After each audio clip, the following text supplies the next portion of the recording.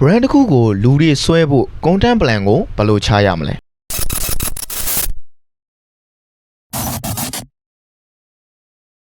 မင်္ဂလာပါကျွန်တော်ကို Ace ပါ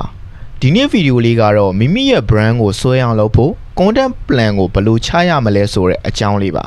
အခုလောလောဆယ် content မတင်ရသေးတဲ့သူတွေတင်ပေမဲ့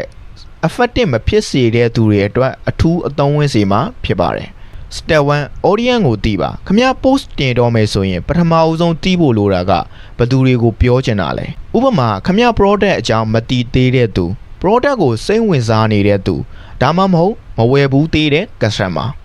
Step 2 content ကို3မျိုးခွဲပြီးအစဉ်လိုက် plan ချပါ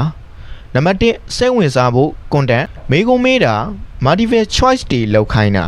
နံပါတ်2ယုံကြည်မှုရဖို့ content customer review တွေ behind the scene တွေနံပါတ်3ဝယ်ချင်စေဖို့ content promotion တွေ discount တွေ Step 3 content plan ချပါဘယ်ရက်မှာတော့ attention ရစေမယ် post တွေတင်မယ်ဘယ်ရက်မှာတော့ sage post တွေတင်မယ်မနေ့တင်မလားညအချိန်ကပိုကောင်းလားဒါတွေကသင်ရဲ့ brand တစ်ခုတည်ဆောက်ဖို့ရာစဉ်ဆက်မပြတ် plan ချနေရမှာဖြစ်ပါတယ်